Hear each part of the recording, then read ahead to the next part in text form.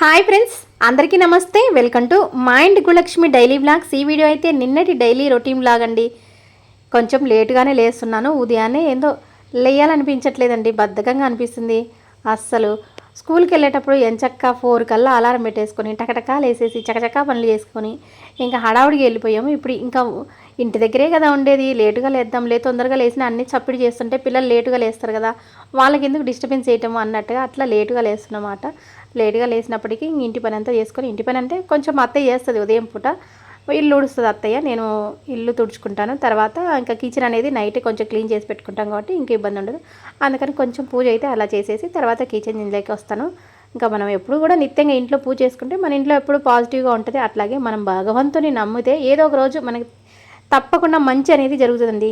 దేవుడు పరీక్షిస్తాడు కానీ వదిలిపెట్టడు. మనస్ఫూర్తిగా నమ్మితే దేవుడు మన వెంట అయితే ఉంటాడండి. ఓపిక ప్లస్ నమ్మకం, అదే దేవుడి ఆశీర్వాదము. ఇంకా అలాగే మనం చేసే పనులలో కూడా అండి, మనం ఏ పని చేసినా ఒకరి మీద ఈర్షపడటము, ద్వేషపడటము, ఇంకా ఒకరిని నిందించటము, ఇంకా అబద్ధాలు ఆడటం, ఇలాంటివి తగ్గించుకుంటే, అంటే అబద్ధాలు ఆడటం అనేది మనం మానవులం కాబట్టి ఏదో ఒక సందర్భంలో కొంచెమైనా ఉంటుంది. కానీ ఇంకా మిగతా ఈర్ష, ద్వేష, అసూయ ఇవన్నీ తగ్గించుకుంటే దేవుడి ఆశీర్వాదం అనేది మనకి ఎప్పుడు ఉంటుంది. మన మీద, మన పిల్లల మీద, మన కుటుంబం పైన ఉంటుందన్నమాట. నేను నమ్మే సిద్ధాంతం అయితే అదే అండి. ఒకరి గురించి మనం ఎప్పుడు కూడా తప్పుగా అనుకోకూడదు, అదేవిధంగా ఒకరిని నిందించకూడదు, అట్లా అనమాట. అట్లనే నేనైతే చిన్నప్పటి నుంచి నాకు అదే మనసత్తా, ఇంకా అట్లనే ఫాలో అయిన నా పిల్లలకు కూడా అట్లనే నేర్పుకున్నాను అనమాట. ఇంకా టిఫిన్కి అయితే ఇడ్లీ వేస్తున్నానండి. ఇడ్లీ ముందు రోజు పట్టి పెట్టినాను పిండి. మొన్న ఈ మధ్య కూడా ఇడ్లీనే కదా అక్క, మళ్ళీ వెంటనే మీ ఇంట్లో ఇడ్లీనే అనుకోవద్దు.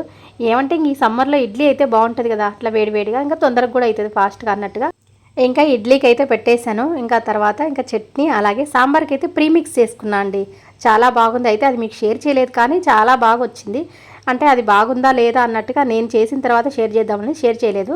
ఇంకా 4 పచ్చిమిరపకాయలు అయితే కొంచెం ఆయిల్ వేసేసి స్టవ్ పైన పెట్టేశాను. ఇంకా పల్లీలు కూడా ముందే వేయించుకొని పెట్టుకున్నాను అంతకు ముందు రోజు ఈవినింగ్. అలా చేస్తే కనుక మనకి ఉదయం పూట హడావుడి టెన్షన్ అనేది కొంచెం, అంటే తొందర చేయాలనుకున్నప్పుడు ఇవి అవ్వాలి, నిదానంగా వేడైతే కానీ ఈ పల్లీలు అనేది బాగా సిమ్లో పెట్టేసి బాగా వేపితేనే చట్నీ అనేది టేస్ట్ ఉంటుంది. అలాంటప్పుడు మనం ఇంకా ఉదయాన్నే కానీ లేదంటే అంతకు ముందు రోజు కానీ ఏదైనా పని చేసుకునేటప్పుడు అలా పెట్టేస్తే బాగా వేడి అవుతాయి. ఇంకా అట్లా అందుకని ముందే కొన్ని వేయించి పెట్టేశాను, ఒక 2-3 రోజులకు సరిపోయాన్ని. ఇంకా తర్వాత సాంబార్కి అన్ని వెజిటేబుల్స్ అన్నీ కట్ చేసుకున్నాను. ఒక క్యారెట్, ఆలు, బెండకాయలు ఒక 2, ఇంకా వంకాయ, టమాటా, ఆనియన్ అవన్నీ. ఇంకా ఆయిల్ పెట్టేసి అదే ప్రీమిక్స్ ఉంది కదా, ఇంకా పప్పు ఉడకబెట్టే పని లేదనమాట. అందుకని వంకాయ, ఆలు అయితే కట్ చేయలేదు, ఎందుకంటే అవి కట్ చేస్తే ఎర్రగా అయిపోతాయి కదా, అందుకని మళ్ళీ కట్ చేద్దామని ఫస్ట్ ఇంకా వంకాయ కాదు అదే బెండకాయ, ఇంకా 2 పచ్చిమిరపకాయలు, టమాటా అట్లా అన్నీ అయితే కట్ చేసుకున్నాను. ఇంకా కొంచెం ఆయిల్ వేసేసి అందులో పోపు గింజలు వేసేసి మునక్కాయలు కూడా ఉంటే మునక్కాయలు కూడా వేసేసానండి. సాంబార్ అయితే చాలా బాగుందండి. ప్రీమిక్స్ వర్కింగ్ ఉమెన్స్ కానీ ఇంకేదన్నా ఉదయాన్నే హడావుడి ఉంది అనే వాళ్ళకి ఈ ప్రీమిక్స్ సాంబార్ ప్రీమిక్స్ పొడి చేసి పెట్టుకుంటే కనుక పప్పు ఉడకబెట్టే పని లేకుండా తొందరగా అయిపోతుంది.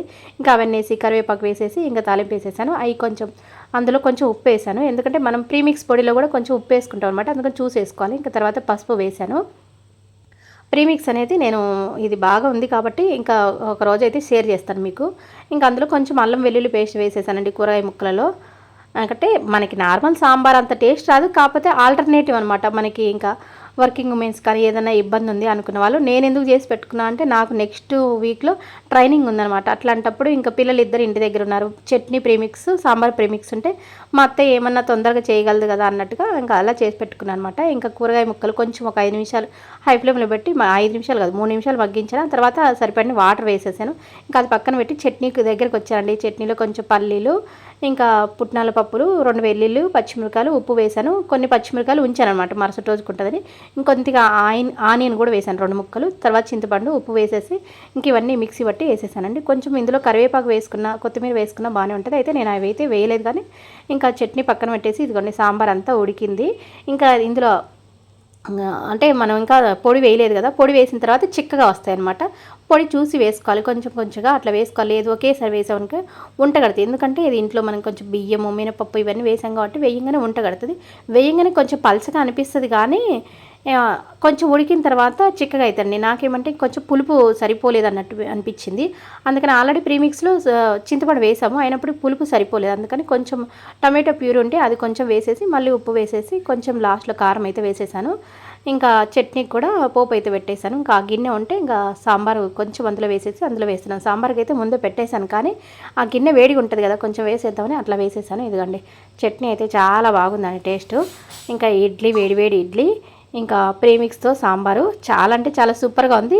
ఇది ఫ్లేవర్ ఎట్లా ఉందంటే నాకు మనం ఎప్పుడైనా హోటల్కి వెళ్తాం కదా, హోటల్లో ఉంటాయి ఆ టేస్ట్ అలా అనిపించింది అనమాట. చాలా బాగుంది. మనం ఎప్పుడైనా ఇలా చేసి పెట్టుకుంటే తొందరగా అవుతుంది. ఇంకా ఇడ్లీ కూడా అయింటే తీసాను. ఇడ్లీ అయితే మనం కొంచెం హై ఫ్లేమ్లో పెట్టుకొని మళ్ళీ కొంచెం ఒక 2 నిమిషాలు లో ఫ్లేమ్లో పెట్టుకొని తర్వాత ఆఫ్ చేసిన తర్వాత కూడా ఒక 2 మినిట్స్ ఉంచితే కనుక ఆవిరికి అనేది అవి బాగా ఉడుకుతాయి అనమాట వేడికి. ఇంకా ఇడ్లీ అయితే పెట్టేస్తున్నానండి. కొంచెం లేట్గానే అవుతుంది మా ఇంట్లో పనులు. ఇంకా అలాగే బోర్ కూడా కొడుతుంది. ఎక్కడికన్నా వెళ్దామంటే నిజంగా నాకు నిన్నేమనిపించిందంటే మన బంధువుల ఇళ్ళల్లో ఎవరైనా ఫంక్షన్ ఉంటే బాగుండు, వెళ్తే బాగుండు అనిపించింది. మనం బాగా బిజీగా ఉన్నప్పుడు ఫంక్షన్లు ఉంటాయండి. నేనైతే చాలా ఫంక్షన్లు మా వాళ్ళ ఎగ్గొట్టేశాను. ఎందుకంటే నేను గత 3 సంవత్సరాల నుంచి ఎగ్జామ్కి ప్రిపేర్ అవుతూ మెయిన్ మా ఇళ్ళల్లో మెయిన్ వాళ్ళ ఫంక్షన్లకు కూడా వెళ్ళలేదనమాట. ఏమన్నా అనుకోనిలే, ఇంకా నాకైతే అప్పుడు నా పరిస్థితికి తగ్గట్టుగా నేను అట్లా ప్రిపేర్ అవుతూనే ఉన్నానమాట. ఎందుకంటే నాకు ఎక్కడికన్నా వెళ్ళిందంటే ఒక వారం రోజులు మళ్ళీ నాకు అంత డిస్టర్బెన్స్ లాగా ఉంటుంది. మళ్ళీ హెల్త్ బాగుండదు. ఎక్కడికన్నా వెళ్ళొసేస్తే మంచి చీర కట్టుకొని ఎక్కడికన్నా వెళ్ళేస్తే అదేదో ఇంకా నాకు ఒక 2-3 రోజులు కాళ్ళు నొప్పులు, తలనొప్పి అలా ఉంటుంది అనమాట. అందుకని అట్లా ఒక 3 సంవత్సరాల నుంచి ఫంక్షన్లకి ఎక్కడికి అటెండ్ కాలేదు. ఇంకా ఇప్పుడు వెళ్దామనుకున్నా లేవు అసలు. ఇంకా అన్ని కిచెన్ అంతా అందరికి పెట్టేసి క్లీన్ చేసేసి ఇంకా అంట్లో కొంచెం ఉంటే అవి కడిగేసాను. ఇంకా కబోర్డ్స్లో యువతల వైపు ఆయిల్ అవి అనేది అటు సైడ్ లేకుండా నేను కబోర్డ్స్ ఉన్నాయి కదా యువతల, అటు సైడ్ పెట్టుకుంటాను. ఇంకా గ్రైండర్ గిన్నె అలాంటివి కూడా అట్లా పెట్టేసుకుంటాను. ఇంకా ఇగోండి మన దీప ప్రమిదలు కూడా ఏ రోజుకి ఆ రోజు కడుక్కుంటే పీతాంబరం కూడా అవసరం లేదండి. మన దగ్గర కొంచెం విమ్ లిక్విడ్ ఉంటుంది కదా, అది కొంచెం వేసేసి సబీనా పౌడర్ కొద్దిగా వేసేసి కడిగితే రోజు కడిగేసినాం అనుకో తెల్లగా ఉంటాయి ఈ ఇత్తడివి అనేవి. ఎప్పటికప్పుడు ఏ రోజు ఆ రోజు వాడుకున్నవి అంటే ఇత్తడివి, రాగివి కానీ ఇత్తడివి కానీ అవి కడిగి తుడిచి ఎండలో పెట్టేస్తే తెల్లగా ఉంటాయి. ఎన్ని రోజులైనా ఇంకా తరతరాలైనా తెల్లగా ఉంటాయి. అట్లా కొంచెం చింతపండు వేసి కడుక్కున్నా బాగుంటాయండి. ఇంకా మధ్యాహ్నం టైంకు ఇంకా అన్నీ రెడీగా పెట్టేసేసాను. అంటే కొంచెం పప్పు కూడా నానబెట్టుకున్నాను ముందే. పప్పుకు నానబెట్టి ఇంకా అన్నీ గోంగూర అవన్నీ రెడీగా పెట్టుకున్నాను. ఇది టైం 12 అవుతుందన్నమాట. ఇంకా మధ్యాహ్నం కొంచెం అంటే మనకి టిఫిన్ అయిపోయిన తర్వాత కొంచెం టైం ఉంటుంది కదా, ఆ టైంలో మళ్ళీ కొంచెం వెయిటింగ్ అలాంటివి అయితే ఏమన్నా ఉంటే చేసుకుంటాను. ఇంకేమైనా సినిమా అలాంటివి ఉంటే చూస్తాను అనమాట. ఆ తర్వాత 12కి ఖచ్చితంగా మధ్యాహ్నం వంట చేయడానికి వచ్చేస్తాను. 12కి మొదలు పెడితే 1 కల్లా అయిపోతుంది. కరెక్ట్ 1కి అల్లా అరచారంటే మా మామగారికి కరెక్ట్గా అన్నం పెట్టాలన్నమాట. అందుకని ఏం చేస్తున్నా అంటే పప్పుకి వేసాను. ఫస్ట్ పప్పు ముందే నానబెట్టుకున్నాను. అందులో ఒక వంకాయ, టమాటో, కొంచెం ఆనియన్ వేసి ఇంకా కొంచెం పసుపు, కారం అవి వేస్తున్నాను. తర్వాత ఆలునేమో పీల్ తీసి పక్కన పెట్టుకున్నాను. అవి ఫ్రై చేద్దామని గోంగూర పెడదాం పప్పులో అని ముందు గోంగూర పప్పే అనుకున్నాను. కానీ నాకు ఎందుకో చట్నీ ఇంకా గోంగూర చట్నీ అయితే బాగుంటుంది కదా, చాలా రోజులు ఇంత తినక అనిపించింది. అందుకని అచ్చంగా పప్పు చేసేసి గోంగూర అయితే చట్నీ చేశానండి. అదే కాక ఈ నల్ల మిరపకాయలు ఆ గోంగూర వేసి చేస్తే చాలా బాగుంటుంది అనమాట. ఇవి కొంచెం కారంగా ఉంటాయి. ఆ పులుపుకి ఈ కారం బాగుంటుంది. ఇవి కొంచెం నసురాసన కూడా రావు. తెల్ల మిరపకాయలు అనుకో మనకు పచ్చడి వాసన అట్లా వస్తాయి, కానీ ఇవి బాగుంటాయి. అందుకని చట్నీలలో కూడా మనకు పల్లీల చట్నీకి వాటికి బాగుంటాయి. అందుకని ఆ అవి ఉన్నాయి కదా అని ఇంకా చట్నీకి అయితే వేసాను. ఇంకా ముందు పచ్చిమిరపకాయలు, ఒక ఆనియన్ వేసి ఆయిల్ వేసి స్టవ్ పైన పెట్టాను. అవి కొంచెం మగ్గిన తర్వాత గోంగూర వేస్తే బాగుంటుంది కదా అని ఇంక ఈలోపు ఇవి ఆలు ఉన్నాయి కదా అవి కూడా కట్ చేసి పెట్టుకున్నాను. కొంచెం పచ్చిమిరపకాయలు మగ్గిన తర్వాత గోంగూర ఇందులో పెట్టేశారనమాట. ఇంకా మూత పెట్టేసి దానిపైన కొంచెం ఇది కడాయి అనేది పతలాగా ఉందనమాట. అట్లాంటప్పుడు మాడిపోకుండా ఉండాలంటే పైన కొంచెం వాటర్ వేస్తాను. ఆ వాటర్ ఆవిరి అనేది ఒక్కొక్క బొట్టు కిందికి దిగి అవి బాగా మగ్గిపోతాయి. కర్రీ అయినా అంతే, ఏదైనా మనం పొడి కర్రీ చేస్తున్నాం అనుకో అలాంటప్పుడు ఏమైనా ప్లేట్ ఒకటి పెట్టేసి నీళ్లు పెట్టేస్తే బాగా ఆవిరికి మగ్గిపోతాయి. ఇంకా బంగాళదుంప కర్రీ కూడా వేసేసాను. ఇది కొంచెం ఫ్రై చేద్దాం అనుకున్నా, చివరికి ముద్దగా అయిపోయింది. ఎందుకంటే నేను ఎడిటింగ్ చేసుకుంటే వీడియో మర్చిపోయాను అనమాట. అట్లా మధ్యలో కలబెట్టాను కానీ ఇంకా లేట్ అయింది. ఇంకా గోంగూర కూడా మగ్గిపోయింది చూడండి, అస్సలు అడుగంటలేదు చూడండి.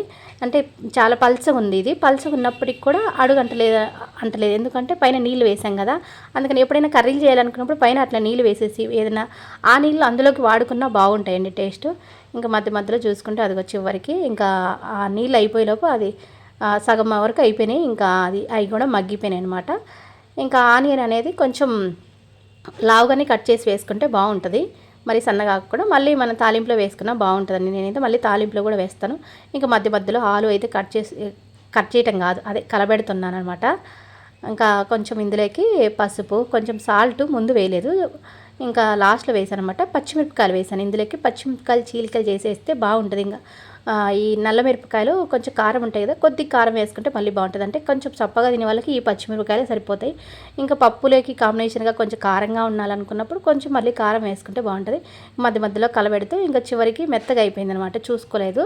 ఇంకా కొబ్బరి, వెల్లుల్లి, కొంచెం కరివేపాకు వేసాను. చివరిలో కొంచెం శనగపిండి వేసాను. ఏమైనా ఇలాంటి పొడి కర్రీలు అంటే బెండకాయ కానీ దొండకాయ కానీ ఇలాంటివి చేసినప్పుడు కొంచెం ఈ బంగాళదుంప చేసినప్పుడు పొడి కూరలు కొంచెం శనగపిండి వేసుకుంటే బాగుంటుంది. అందుకని శనగపిండి, కొంచెం కారం, చివరిలో అన్నీ వేసాను. కానీ ముందు లాస్ట్లో సాల్ట్ వేసాను, ఎందుకంటే సాల్ట్ మర్చిపోయాను అనమాట. ఉప్పు లేనిది అసలు ఏ కర్రీ అనేది టేస్ట్ ఉండదు, అసలు నోట్లో పెట్టుకోలేం కదా. ఇంకా అట్లా ఉప్పు అవన్నీ వేసేసి పెట్టేసాను. అయితే శనగపిండి వేసినప్పుడు ఏం చేయాలంటే కొంచెం మనం మరి లేట్ నైట్ ఉంచుకోడు, మరి అట్లా స్మెల్ వస్తుంది అనమాట. అప్పటికప్పుడు అయిపోయేటట్టు ఉంటే శనగపిండి వేసుకోవాలి. ఇంకా గోంగూర చట్నీకి కూడా కొంచెం వెల్లుల్లి, కొంచెం ఇంకా ఉప్పు వేసేసి మిక్సీ పట్టేసానండి. మనం పల్సిస్తూ 2 సార్లు జస్ట్ అలా పల్సిస్తూ మిక్సీ వేసుకున్నామంటే ఇది మరీ మెత్తగా కాకుండా బాగుంటుంది అనమాట.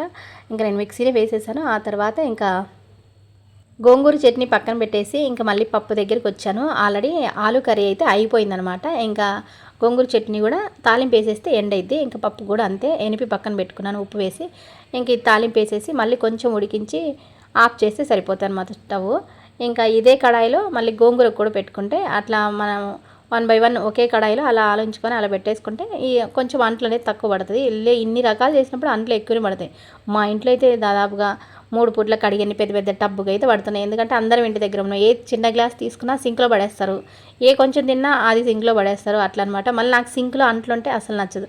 అవి ఎప్పటికప్పుడు కడిగేస్తుండాలి, ఆరబెడుతూ ఉండాలి, అలా జరుగుతుంది అనమాట అంట్లు. అది కాక చిన్న కిచెన్ అయినప్పుడు మెస్సి ఉంటుంది, అన్నీ అందులోనే ఉండి అట్లా అనమాట. అందుకని ఎప్పుడు కడిగేసుకుంటే బాగుంటుంది. అదొక అలవాటు అనమాట నాకు, ఎప్పటికప్పుడు కడిగేయటం అంట్లు. ఇంకా గోంగూర చట్నీకి కూడా తాలింపు వేసేసాను. కొన్ని పోపు గింజలు, కరివేపాకు వేసేసి ఒక పెద్ద ఆనియన్ సన్నగా కట్ చేసేసాను. అయితే ఈ చట్నీకి మనం ఈ ఆనియన్ అనేది ఎక్కువగా ఎర్రగా అయ్యేటట్టు మగ్గించుకోకూడదు. హాఫ్ బాయిల్ అంటారు చూడు, మనం తినేటప్పుడు అది పంటికినే తగులుతుంటే ఉల్లిపాయ బాగుంటుంది. అందుకని కొంచెం కలర్ కోసం పసుపు అయితే వేసానండి. గోంగూర చట్నీ అసలు వట్టి అన్నంలో అంటే వేడి అన్నంలో ఇంకా ఏమి కర్రీ లేకపోయినా నెయ్యి వేసుకొని కొంచెం తింటే చాలా బాగుంటుంది. ఈ మధ్య ఎందుకో చాలా రోజులు అయిందనమాట చేయక నేను. ఇంకా అందుకని ఇవాళ చేసి గోంగూర చట్నీ తినాలనిపించింది అనమాట. గోంగూర చూడంగానే, అది కాక నేను మామూలు గోంగూర అయితేనే చేస్తాను, పట్నం గోంగూర అయితే చట్నీ చేయనండి. మరి అది పుల్లగా ఉంటుంది. నాకు ఎందుకో పట్నం గోంగూర అంటే అంతగా ఎక్కువగా చట్నీకి ఇష్టపడను. ఇంకా చట్నీ కొంచెం మగ్గించేసి ఆ తర్వాత ఇంకా అన్నీ ఇదిగోండి కూర, ఇంకా అదే ఆలు కర్రీ, ఇంకా పప్పు, గోంగూర చట్నీ అన్నీ అయిపోయినాయి. ఇంకా తర్వాత గడ్డ పెరుగు అనమాట. ఉదయాన్నే తోడు పెడితే మధ్యాహ్నానికి పేరుకుంటుంది. ఇంకా చివరిగా ఇది ఈవినింగ్ పూజ మా అత్తయ్య చేసిందనమాట. నేను ఉదయం చేస్తాను కదా, మా అత్తయ్య మధ్యాహ్నం కాదు అది ఈవినింగ్ చేస్తుంది. ఇంకా ఇవాళ బ్లాగ్ కూడా ఇంతటితో ఎండ్ చేద్దాం అనుకున్నాను, అందుకని ఎండ్ చేసేస్తున్నాను అండి. బాయ్.